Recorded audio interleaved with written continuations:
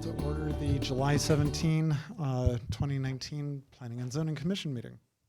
First item on our agenda is roll call. Commissioner Kohler. Here.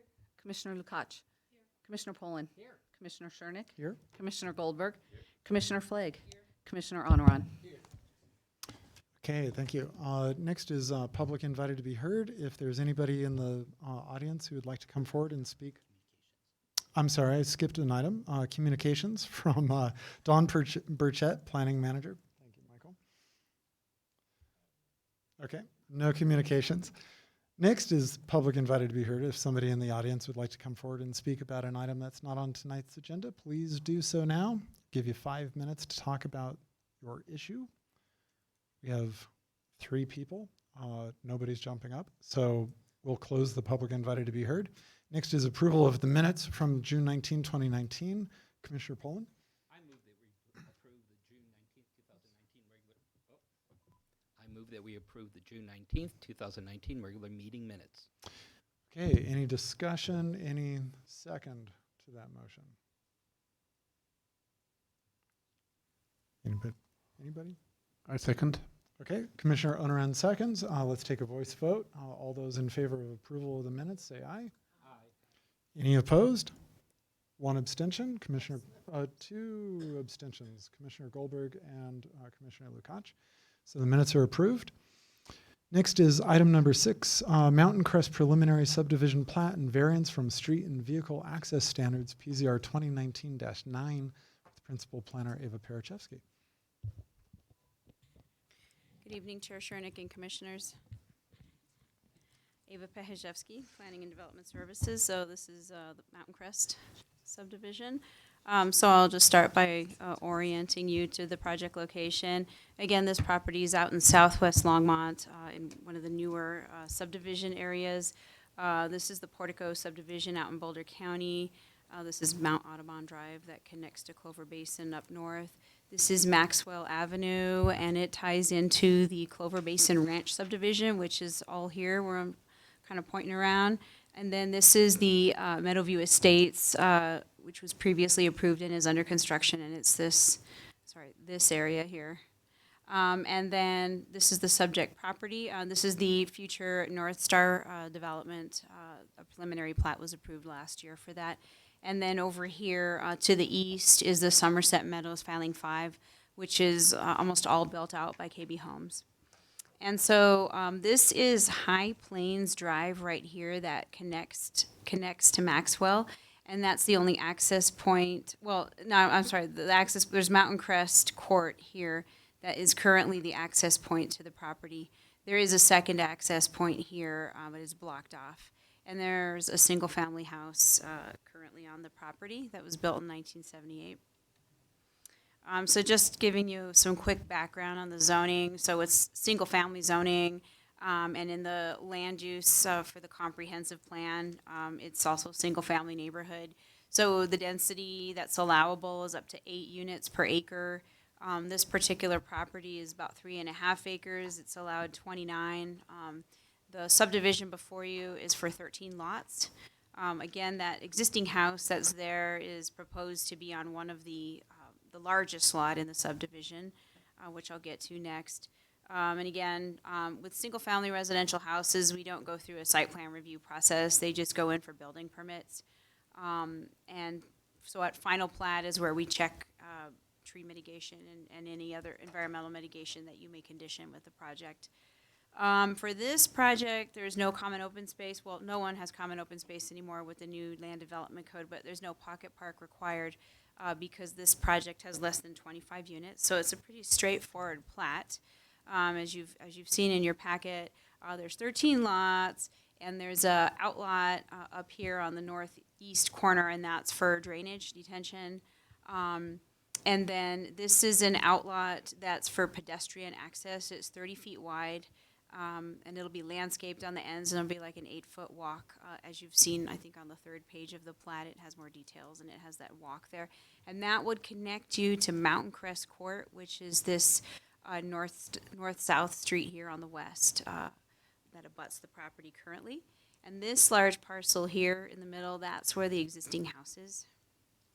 And I believe it's in your packet, but the applicant showed us an overlay of these new lot lines vis-a-vis the existing house. We wanted to prove up that we weren't creating a variance, creating a building that would be non-conforming with setbacks by doing this, and they did so. I believe that was in the attachment 2. Other part of this, in addition to the preliminary plat, is a variance request, and that's from a city standard we have regarding cul-de-sacs.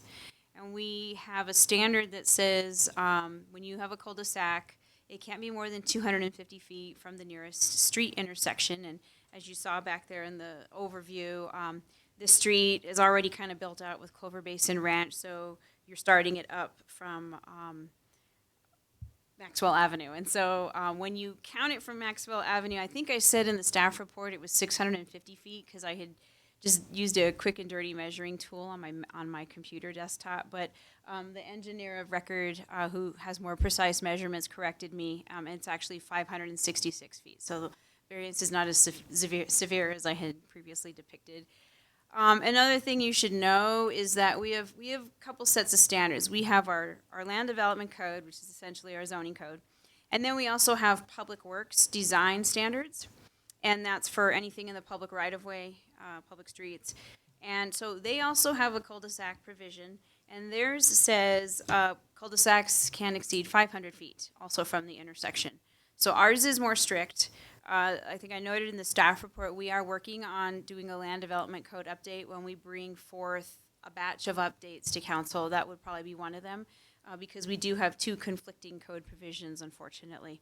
But I just wanted to bring that to your attention, that Public Works does allow up to 500 feet, so for what it's worth. And the applicant has also applied for a Public Works modification, which is administrative, doesn't go through public hearing. And their staff has recommended approval of that based on sort of the information that I've given you in the packet. The applicant, we asked them to give us an alternate street design showing a through street. If if you don't have a cul-de-sac, then you won't have this restriction here on the length. What would happen? And so I think I've depicted that in the staff report and in your packets. There's a couple lots that front on Mountain Crest Court on the west side of the development, and they would be narrowed out if we put a street through them. And by narrowing those lots, we make them substandard. And the code says you need to have 50 feet minimum. And I'd have to check in here real quick, but it was like 43 feet or 40 feet. So we would have had to have approved variances if we had done the street to meet code. Then you would be here listening to variances for lot width. So there was that thing. And then as well, this is this sort of their mitigation, if you will, for asking for this variance is providing that connection that we wanted in the first place. What was the reason behind having the through street? Well, we want connections. And so they put that 30-foot wide outlot that starts at the dead end of the cul-de-sac and takes you through to Mountain Crest Court. So we are still making that connection. It's not a vehicular connection, but it's bikes and pedestrians can still get to the other neighborhoods to the west without having to go all the way around. And then just one last thing, as far as, we talk about our comprehensive plan goals and citywide goals from city council, and we talk about sustainability. And so it was the property owner's desire to keep that house if possible. And if we put this street through, we would have had to demo the house because the right-of-way that is required by Public Works to put in a street would have cut up all the way up and encroached into the house. So that's the variance. And then just a quick background on sort of our public process. So we had a neighborhood meeting in January of last year, 2018. We had 2 people come, no concerns were raised. I sent out a notice of application in the fall, November of last year. I got 1 letter from a mineral rights owner. It wasn't really a complaint. By state law, we're required to notify mineral rights owners 30 days before a public hearing. But the state law doesn't say we have to notify them when an application's made. And so the mineral rights owner was didn't know that, and so I kind of explained that process to her. And so that she had no objection to the project per se. She just wanted to make sure she was notified of the hearing. And then also, I think I've noted in the staff report, there are some prairie dogs. There's about 32 on the property that were identified by the applicant's environmental consultant. And so we put this information on our webpage in compliance with our new prairie dog ordinance that says these prairie dogs are available for relocation if anyone would like to. And I got 1 letter from a prairie dog relocation group, and they are currently actively pursuing that. So if this were to be approved and we move forward to final plat, that is, obviously, that's a requirement. We didn't make it a condition because it's an ordinance and they have to comply. So that's something we would work through with final plat. And again, I sent the notice of public hearing within 30 days per state statute to the mineral rights owners, and then we got notices out to the other property owners within 14 days as well. And I did not get any comments, phone calls, emails from anyone about the project. So in sum, and I'm going to turn it over to Joel Siemens, who represents the applicant next, but we've put forth some resolutions. We're recommending Resolution B, which is a conditional approval. This project meets the review criteria for the subdivision plat. The lots meet the minimum width and area size. The variance from the cul-de-sac, in our opinion, appears to meet the review criteria for approval. The density aligns with the zoning and the comprehensive plan. Again, I mentioned in the staff report there are some trees on the property, and so the applicant's required to do tree mitigation, and that's something staff would do at final plat because it's in the ordinance, so it didn't need to be conditioned per se. It's something that has to be done in order to get final approval. The school district was okay with the level of density. They said they have capacity in the area schools.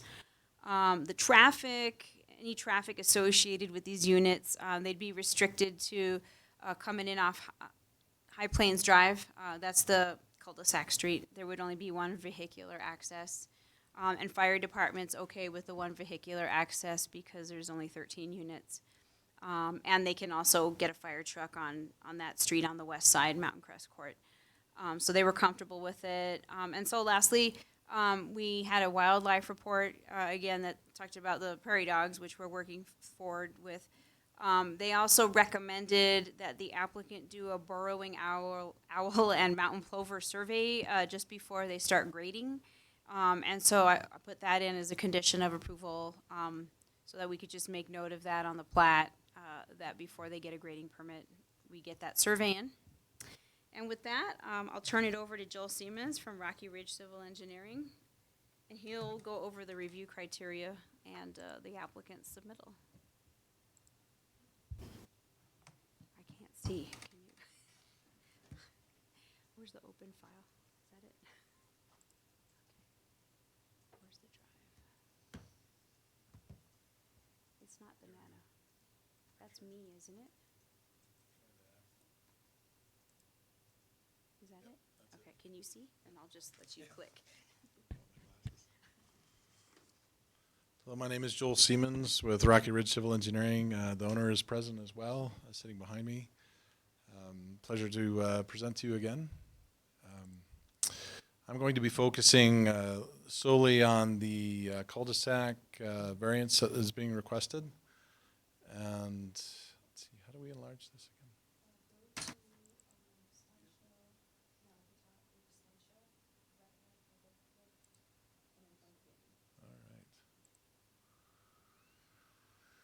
Okay, and my coworker Colin Gamenden helped me put this PowerPoint together, so all the visual aids and eye candy, that's all him, so did a good job. This is the 5 points of my talk. Again, I like to be brief, so I hopefully will keep everybody awake. Today's variance request is the maximum length of the cul-de-sac shall be 250 feet, again, according to municipal code. And we've already stated about this design standards being a little different. So the proposed length of the cul-de-sac is 566 feet. So there's 6 criteria that we're going to go over. First of all, special circumstances exist, and I think the explanation was about a half a page long, so I didn't put it all in there. But if the road was to go through, the existing house would have to be demolished, and the variance would be created for 2 of the proposed lots in regards to minimum street frontage, and that was covered by AVA as well. Review criteria B states the variance shall not nullify or impair the purpose and intent of the code of the comprehensive plan. And it does not do this because it requests, we are requesting to save an existing structure, and all other applicable codes and regulations are being met, including fire, public works, and planning. We're all in support of this proposal. Criteria C states shall not adversely impact surrounding properties, neighborhoods, or the natural environment. So we will not adversely affect the surrounding properties and environment because the house would remain, thus resulting in less construction area and also a lower construction time, a shorter site disturbance time.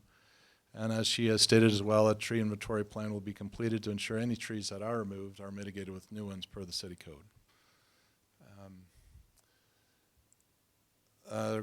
Review criteria D states shall not create any building or fire code violation or other safety hazard. And so the 3 points I made on that is the appropriate fire access is still maintained. We've worked with Mark Sampson on this site, and he's in favor of the configuration. The final PIP construction set will have the required cul-de-sac flow line radius to allow turnaround for fire trucks, and also the cul-de-sac design will have less traffic, thereby decreasing safety hazards. Review criteria E states a variance shall not be granted for self-imposed hardship. Again, this is just an effort to save the home in that location because it is in good condition and to support the sustainability efforts. And the last review criteria analysis or point is point F, shall only allow only the least deviation from the standard that will afford relief. So again, the cul-de-sac design is the only option or variance as being asked for, which allows the existing house to stay. And in order to provide access to the existing house, again, the cul-de-sac needs to be extended to 566 feet. So some final thoughts we put together were the design standards. City design standards allow for a 500-foot cul-de-sac. So as she stated, we went for a minor modification for that. What's the correct verbiage of that? Just a administrative modification for the design standards, and their support of that. The existing house is in very good condition, and thereby it's worth saving. If it was not, we wouldn't be here. Cul-de-sac creates a safe place for kids to play. And again, I like all the icons you put together. It's sort of fun. The nicer lots can be planted or platted with the cul-de-sac, consistent with the surrounding development, and it also meets all the urban drainage standards and requirements as well as the City of Longmont design standards. Thus, based on the information above, we would like to ask for your support in this variance. And if you have any questions at all, I am here, the owner's here, and Ava's here. Thank you, Mr. Siemens. Looks like we do have some questions from Okay. the commission. Commissioner Poland. Ava, first question. Fire department access. I generally remember we generally want 2 access points. Is there a reason why for this particular development we don't need 2 access points? Yeah, that's a good question, Commissioner Poland. Yeah, I conferred with the fire department. When you are less than 25 dwelling units, you don't need 2 points of access. And the second reason he was comfortable with it was because if you look on the plat, there's houses that front on Mountain Crest Court, which is a wide public street, and so he felt comfortable that they could if they needed to use that pedestrian access path to bring a hose through, and so even though it wasn't required, he felt comfortable with that. Okay, thank you. Joel, question for you. So, in regards to this cul-de-sac, as I look at this, and I don't know if this is a Joel question or maybe an Ava question, if you were to try to put a road through the lot from east to west, does it have to meet High Plains Drive on the other side of Mountain Crest Drive? Commissioner Poland, our public works staff always try to make direct street connections wherever possible with a perfect alignment. They really frown upon a street intersection that is not even or aligned. And so, yes, they have said that if we're going to do a through street, it's got to connect with that other east-west street opposite. Okay, then as a follow-up question to that, I think it almost looks like, and I don't know the exact things, could you have extended the curve area to the south through lot 6 and then have it curve up and maybe take out a little bit of area out of lot, and this is what I don't know is the exact thing. If you were to do away, let's say with lot 4, is there a way that you could have fit in an east to west road? I will defer that to Joel, but I know lot 6 is a funky triangle. He's saying Sure. if you got rid of that lot, would you have room to make space there? We did the design for the Clover Basin subdivision as well, and the original intent was to come through at a 4-way intersection right there. And so, again, the design was centered to go right center on center with the street directly to the west. Mhm. And so by offsetting it and bringing it south on lot 4, that's frowned upon because as people take rights or lefts, the sight distances are off, so they have to look this way, and that way. And it's a dangerous condition. Tyler could explain it better than I can, but Okay. they Frowned upon recommended it. to line it. Bottom line Exactly. is they frowned upon that. Okay, Exactly. thank you. Um, Actually, Joel, or Ava, I'm going to jump in before other commissioners, just as a follow-up on one of Commissioner Poland's question. In your presentation, Ava, you said that all the traffic would be served from the cul-de-sac, but then I just heard you say that the lots on the west side of this development would be served from, what is it, Chair Mountain Shernick, Crest I Court. stand corrected. Yeah. You're right. Yes, I meant to say the lots served by the cul-de-sac are only accessed by the cul-de-sac, and then the ones on Mountain Crest only have one access, Okay. vehicle access, and that's from Mountain Crest Drive. I stand corrected. Yes. Okay. Sorry. And is there going to be an HOA just for this, or does this development become part of a larger HOA? So there So- is. Oh, I'm sorry. I'm sorry. I saw the owners nodding, so it looks like a yes. There's an HOA just for this development, then, correct? So Chair Shernick, whenever you have outlots, the city requires you to establish an HOA for maintenance purposes. So there has to be an HOA. They have two choices. They can make their own subdivision HOA, or they can negotiate with the Clover Basin Ranch folks around them and see if they want to join. Okay. There are options. Okay. Thank you. Commissioner Flake.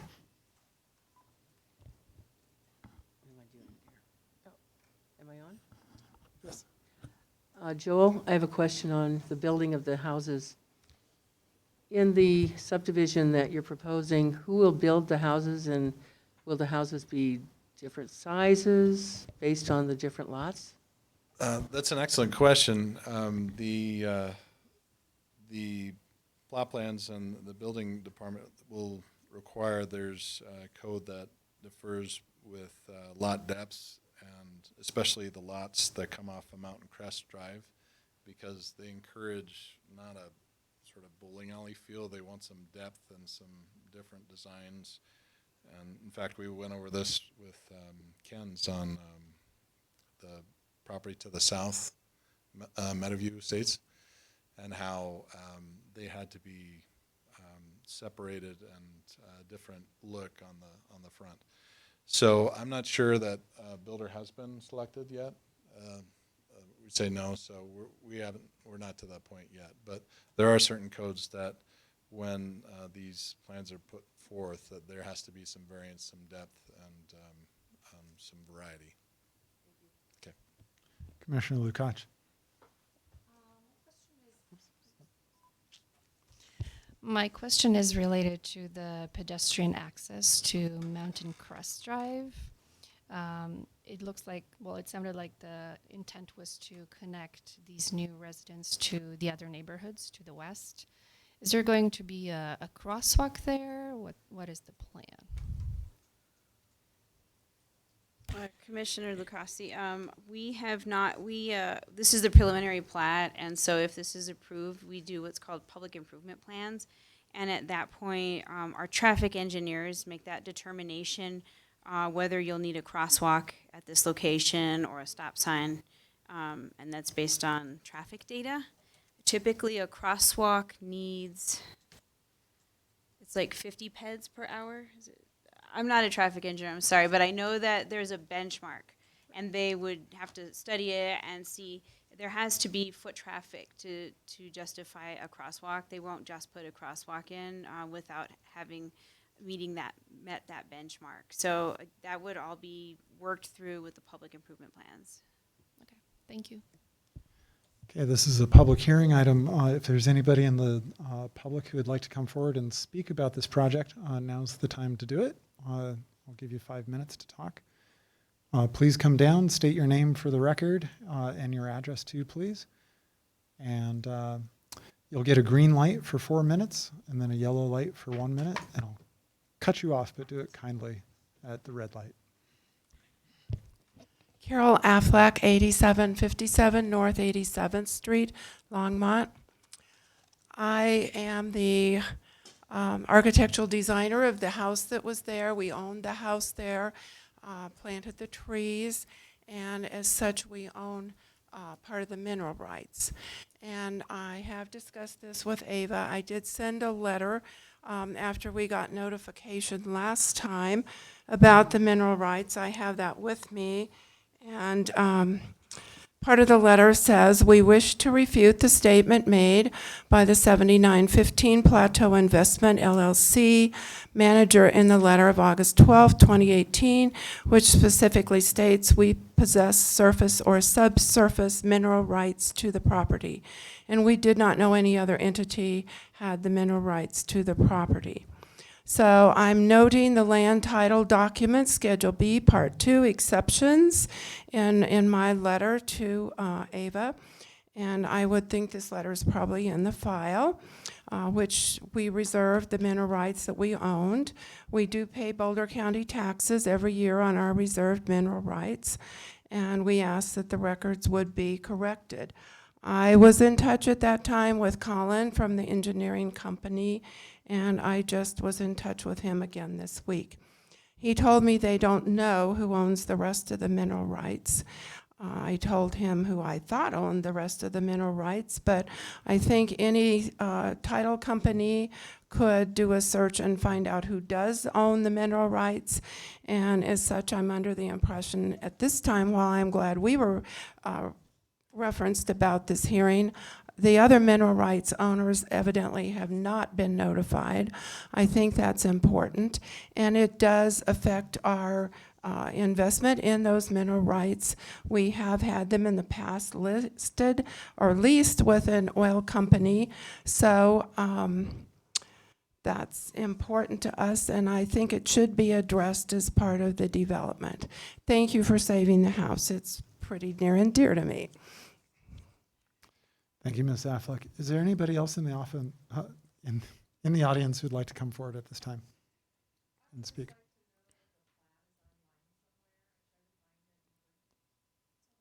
Okay, the question is whether the plat is online somewhere. Ava, could you just address that real fast?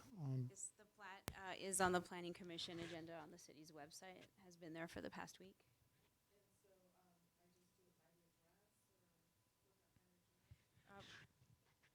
You go to the City of Longmont website, to the Planning and Zoning Commission, and it's there. Okay. Anybody else who would like to come down and make comments about tonight's project? Okay. Seeing nobody else coming forward, we'll close the public hearing part of this, and we'll go back to discussion amongst the commission. Actually, before I do that, I just want to check in with Planning Manager Don Burchett. Ms. Affleck said that she believes that the other mineral rights owners were not notified. Do we need to have a discussion about proper notice? Chairman Chernak, I believe you do underneath the adequacy of notice section in the Land Development Code. So I do think we need to go through that, and the Planning Commission needs to make a determination of whether or not adequate notice was done. Okay. Ava, could you walk us through how the noticing for specifically the mineral rights was done?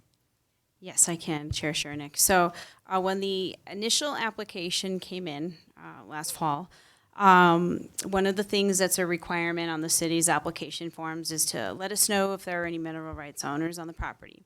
And so when the initial application came in, it had said, there was a letter from the property owner that said, there are no mineral rights owners to this property. Okay, we took it in, put it in the file. We went through our staff reviews of all the materials as we do, and one of my comments back in our first review was, hey, I went through your title documents and I noticed there's a mineral rights owner, the Afflecks, and you have this affidavit here that says there are no mineral rights owners, so I think you better clear that up for the next submittal. Meanwhile, while I was doing that review, Ms. Affleck, I guess, had seen the signs on the property, and she reached out to me and she said, hey, I'm a mineral rights owner. I didn't get a letter. I said, well, first of all, yes, the applicant had said that there was no mineral rights owner. I did call them out on it. They said they've hired a landman to get that information back to us and with the title company. And secondly, we'll get that rectified, and but we're not required to give you the notice of application by state law. We only have to give you 30 days notice of a public hearing. So we were aware of Ms. Affleck. And then we got the resubmittal, and they got the title company to do the research.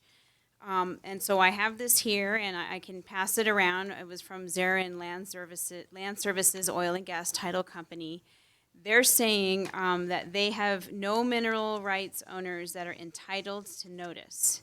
And this is certified by a title agent and signed. Nevertheless, because I had seen the Affleck's name identified on the title report that initially came in, I told Colin with the Rocky Ridge Engineering that I was still going to send the Afflecks a mineral rights notice, regardless of what this says, because of what I saw in the title report. Now, the title report only identified the Afflecks, so that's why they were the only ones that got noticed. So I will pass this around. This is from the title company that, so we did go through our due diligence with the mineral rights owners.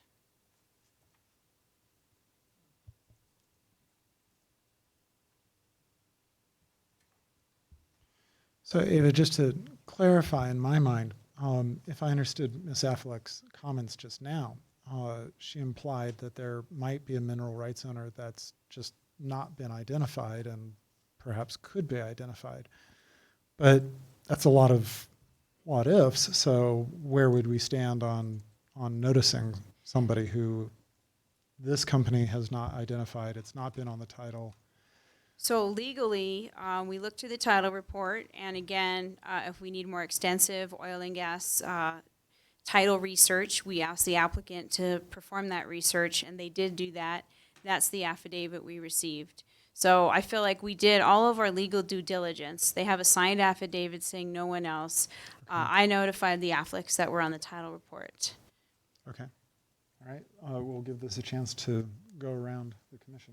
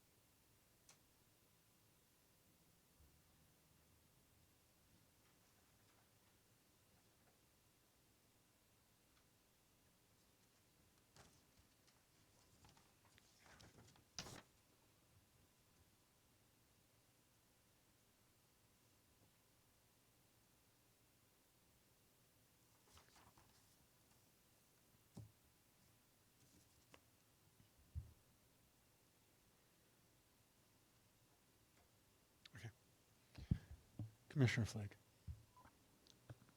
Ava, is there some way, I'm not sure, maybe I read it too fast, is there some way to know how far back this title, the gas and oil title company, researched? Commissioner Flagg, I have no way of knowing that. They're the professionals, and we rely on them. I don't know to what date they go back to do the research. Commissioner Kohler. Is it in the state regs or in the city code? Is there are there details on how the mineral owners have to be identified? Commissioner Kohler, it's not identified or laid out in state law or in our land development code. The land development code just says mineral rights owners have to get notification of the public hearing in accordance with the Colorado revised statute. I can't remember the statute number, but I put it in your staff report. And then when you go back to the Colorado revised statutes under mineral rights, it just says, it doesn't say how to research, it just says when you have a development that has underlying mineral rights owners, you must give them 30 days notice with certified mail return receipt requested. And so that's exactly what we did. Commissioner Pullen. Okay, so I do see here on the document, which is the correspondence certifications of mailings and postings. As I look through it, I do see that we did do a mailing to the Plateau 7915 Investment LLC, 9350 Paradise Lane, Broomfield, Colorado, 80020, with the site address of 7915 Plateau Road, which appears to be the one in question based on the letter from Mrs. Affleck. That's theirs? Okay. So based on that, I think I find that, and do I need to make a motion for this? I believe I do. Yes, I think we should do a formal motion and a vote. I make a motion that I find that we have identified and we have notified by mailing the mineral owners on record for that piece of property. Okay, I will second the motion made by Commissioner Poland that proper notice has been given. Okay, I have seconded the motion by Commissioner Poland that proper notice has been given. Is there any further discussion amongst the commission? Okay, let's take a vote.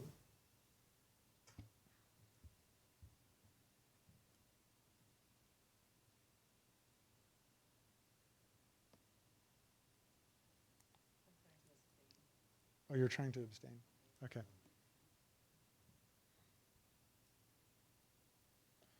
Okay, so that is 6-4-0 against and 1 abstention from Commissioner Flagg. So we find that proper notice was given for the mineral rights in question. We'll continue with our discussion about the application. Mr. Siemens, could I have you walk us through the drainage for this property? Because you had it in the letter, and there's a diagram in the drawings of how the drainage works. But I noticed in your letter that you indicate that building the road all the way through would have made the drainage work worse than it does with a cul-de-sac. And I just wanted an explanation in the moment so I could understand that Sure, better. you bet. What is created with this outlot, number one, and I'll get to the question, it provides a water line service connection, which increases the robustness of the design and better service for all the houses with better pressure, thus 30 feet. Also the pedestrian connection that she talked about, and also open space or a mini pocket park, if you will, in that area. But what's also often unidentified is the lessened amount of impervious area, so the increased grass lending itself to more infiltration versus more pavement. So that's basically the difference between putting the street through. Okay, so by putting the street, in other words, putting the street through, you would have had more impervious. That's correct. Surface, and so the drainage would have been harder to do with the amount of outlot that you have available to you. Yeah, it's still doable. It's just the amount of runoff would be more by the distance of, this outlot here by Okay. the width of the road, which is about 20 feet, 25 feet. Okay. So it would encourage point discharge, and for the minor flows, not so much, but for the major flows, it accumulates and gets. So we're able to take that out. Now, important to note that when we did the master drainage report for all this area, that this the subdivision, the pond that's up here for Clover Basin Ranch was sized for the Clover Basin Ranch only. It wasn't sized for this. It was as built it was found that there was slightly more, maybe 5% more capacity than what was needed. And so that is why they were required their on-site detention for the site itself. And that's located right here on the northeast side. Okay, thank you. Commissioner Poland.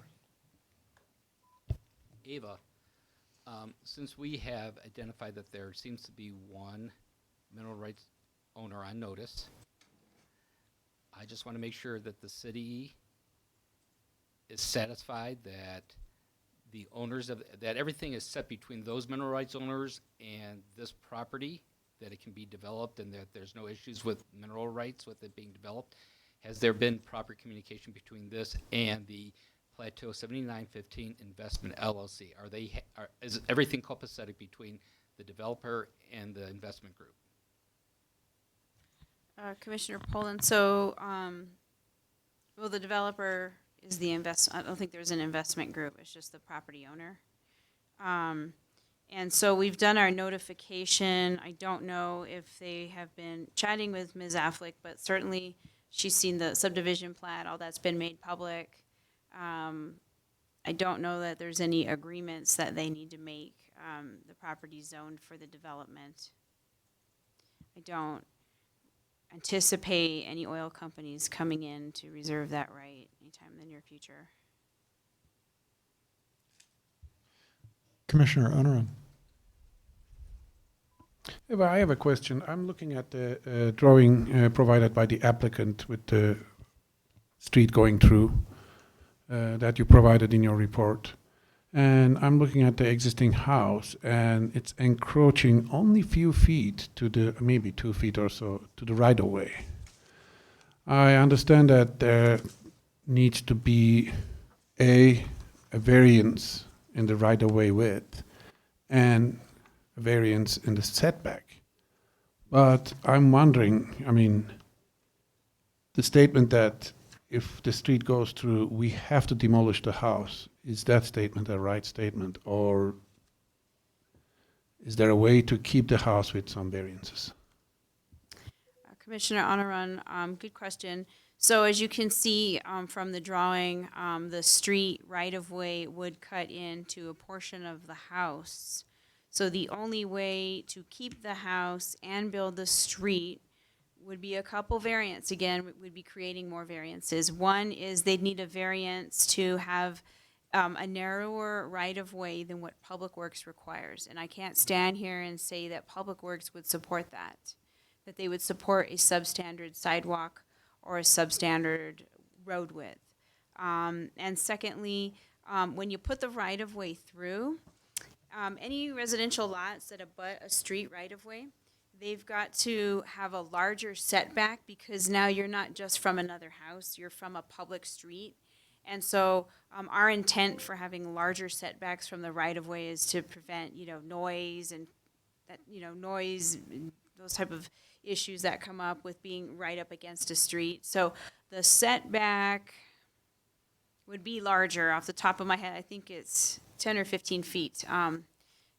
It'd have to match the front yard setback. So basically, then the house would be non-compliant with the building setback from the right-of-way because it's not going to obviously be 15 feet away from the right-of-way. It's lot line. So couple variances, you'd create either a non-conforming street or a non-conforming house that's too close to the road. Commissioner Kohler. Ava, could you clarify what's the reason for the limit on how long a cul-de-sac can be? I guess I don't understand that quite. That's a good question, Commissioner Kohler. I'm going to defer that to Mr. Burchett and see. Do you remember what the intent was for the length limitation?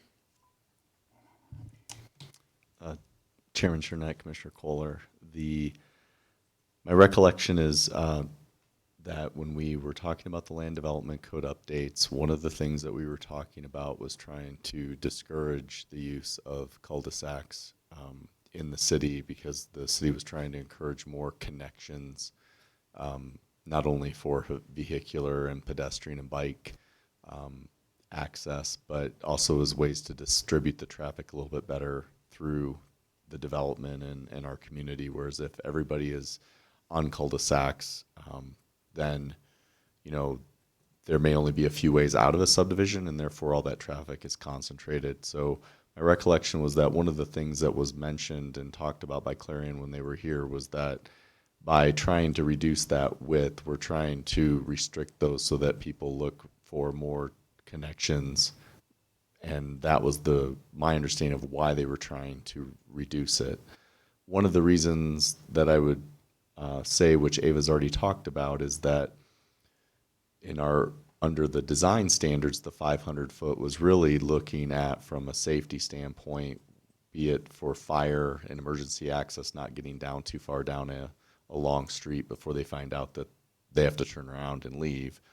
But also, depending on, and I don't believe it's necessarily in this case, but it may also be concerns with just some of the utilities being that long and going down a dead-end street versus having connections or interconnections. So there's a number of reasons why they have set maximum lengths, but the 250 itself was a result of trying to encourage more connections and connectivity in development. Commissioner Goldberg. Yeah, Ava, I just wanted to thank you for presenting, and Joel, thank you as well. I think the project before us, or the packet before us, was pretty clearly laid out by both the applicant and by the city presentation as to why approving this variance is kind of the best option for us. I think these changes, albeit require a variance, in the end, it's for the betterment, kind of the best option in front of us. You know, on both presentations, we recognized how the variance met the criteria, meets the review criteria, the density of the project aligns with the zoning, the ecological impacts are being mitigated and part of the conditional approval that I'll propose in a moment.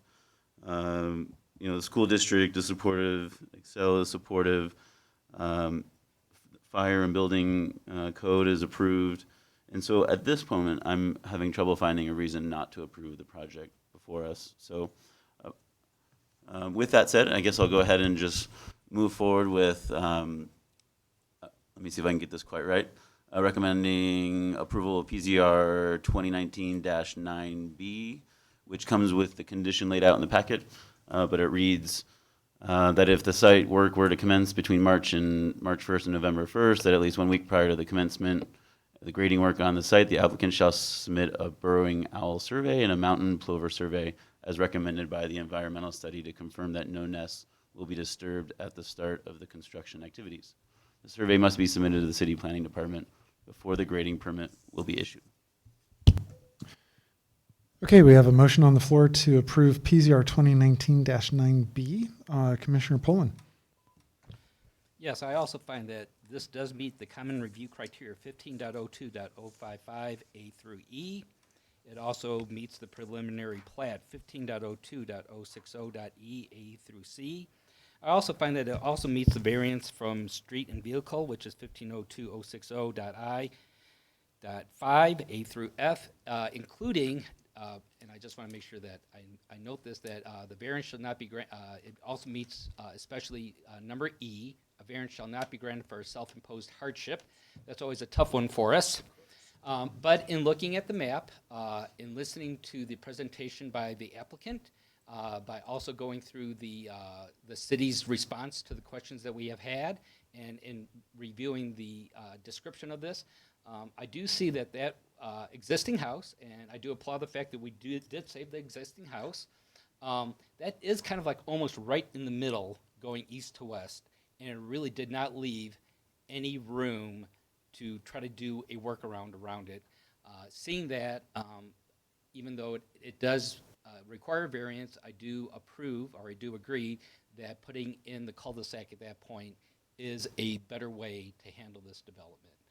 So for all that, I will go ahead and second the motion. Okay, our motion to approve PZR 2019-9B has been seconded by Commissioner Pullen. Is there any further discussion? Commissioner Onoran. Just for the record, I think the intention of connectivity is a very important one. and I support the rule of 250 feet maximum. And in this particular case, I personally would rather vote for multiple variances and provide that connection. That's my personal opinion. And in terms of the saving the house, I can see there may be some ways to do that. That's, again, my personal opinion. No, the public hearing part of this meeting has been closed. Commissioner Poland. Yeah, I just want to say that as I look at this, and the reason why I approve this is, even though you could try to go ahead and make it kind of maybe curve around, you still would need a variance at the very least for lots 3 and 4. But when I look at that, what's the least affecting to this development? And even though I do agree with the city in that we are trying to make more connections with streets, I think because this is such a small development and in the area that it's located, that this connection is not as important as for me as saving that house. And I think that the applicant did do a good job of designing this particular these lots, and the layout of this development. So that's why I'm in for it. I'm going to chime in response to Commissioner Unruh, because I have, when I was reading the packet, I was asking myself, well, is it a self-imposed hardship by putting the street straight through? Well, now we hear tonight that Public Works would not approve having an offset intersection. So that answers that question that I had. Why not just offset the road? But to move that road in at the correct angles, to get the proper curve in it, to then match up with the intersection that Public Works requires, you start wiping out almost every single developable lot, or you start creating lots that are so oddly shaped as well and irrational that I'm not convinced that it makes sense. And I would imagine if we were to look at the developer's pro forma, it wouldn't work out monetarily. Now, you could just slam that road through and end up with 2 big lots, and put some multi-million-dollar homes on them and make the pro forma work, right? But that goes against our goal of having more housing and more variety of housing. The reason I asked about the HOA is because we've got, with the plat that we have in front of us, we've got the houses on the west side, on the Mountain Crest court side, facing away from everybody else who's going to be centered around the cul-de-sac. So part of my concern is that those people are going to end up being kind of disconnected from their neighbors who they are part of an HOA with, that they're supposed to be, HOAs are supposed to help form community, supposedly. But the people living around the cul-de-sac will probably feel more neighborly, but they've got their backs turned to the people who are on the west side of this development. That's an unfortunate situation here. But if looking at the plat lines for the developments surrounding this, we have similar conditions. So it's not like this is the only HOA neighborhood that would be developed that same way. I don't like it. I would rather that they were all around the same cul-de-sac, so that they could all be more neighborly. But a 30-foot wide pedestrian bike passageway to those houses on the west is, I think, a pretty good compromise to hopefully get those people interacting and get them meeting each other. Is it perfect? Absolutely not. But I would be in support of this. I think that it goes back to the question of the least amount of deviation in my mind. This is not a perfect solution, but in my mind, it is the least amount of deviation. Commissioner Flick. when I look at the layouts of this particular subdivision, there's a variety of lot sizes, a variety of where the lots will face. And one of the things about having that 30-foot connection, that wide connection for pedestrians and bicycles, is that other neighborhood people from other adjacent neighborhoods can walk through it. So you do have community interactions there because people walk around the blocks if they can. And rather than blocking this off so that there is no way to get from the cul-de-sac out to a public street, Mountain View Drive, there is one. There's a connection, and so I like the way that this is laid out. It does affect how the overall neighborhood beyond this particular subdivision will interact. And in that regard, then I think I have to support it. Any further discussion? Okay, we have a motion to approve PZR 2019-9B. Let's take a vote.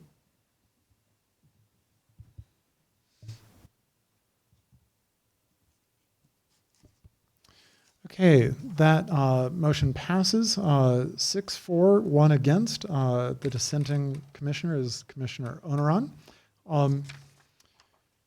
This item now enters a 7-day appeal period. During this time, any aggrieved party may appeal the commission's decision by submitting a written appeal letter stating why the Planning and Zoning Commission's decision should be amended or reversed by City Council. All appeals must be in writing and must be received in the City Clerk's office and the Planning Office within the 7-day appeal period, which begins on Thursday, July 18 at 8 a.m. and ends Wednesday, July 24 at 5 p.m. Thank you to Mr. Siemens and the applicant for your presentation. Ava, thank you for walking us through this. I have one of your original documents up here, which you'll want to get from me. It's got a signature on it.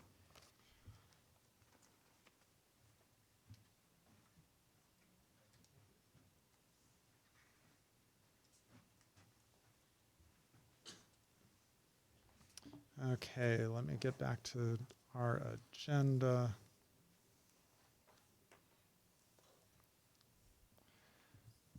Next on our agenda is our final call for the public invited to be heard. If anybody would like to speak about something that was not on tonight's agenda, please come on down. Give us your name and address for the record, and we'll give you 5 minutes to speak. Okay, seeing no one, we'll close the public invited to be heard. Items from the commission. I thought I would just chime in, similar to Commissioner Onaran, about the 250 feet versus 500 feet. Ava, you made a comment in your presentation that these two standards are perhaps conflicting with each other, but maybe they're not, because one is a public works infrastructure standard, if I understand it right, and the other is a development standard. And the development standard, as Don Burchett explained to us, has good reasons for these being shorter, and therefore inhibiting their proliferation. So I'm not convinced that these have to be the same number on both standards. Just throwing that out there for you, Don, to take forward. Commissioner Onaran. I would agree with that. I mean, the 250 is more about how are we going to live question. It's not a safety, you know, it's not, are we going to prefer to create a finer grid, more connected? And out of that comes a stronger community, in my opinion, because you tend to meet your neighbor more likely. And whereas a community of dead ends usually don't encourage that. Only the owners of those houses happen to be in those places. The reason, I mean, just a brief explanation, the reason why I voted against that was that I wasn't completely convinced about the hardship. What I see in the site plan, there may be ways to connect and create more lots, actually.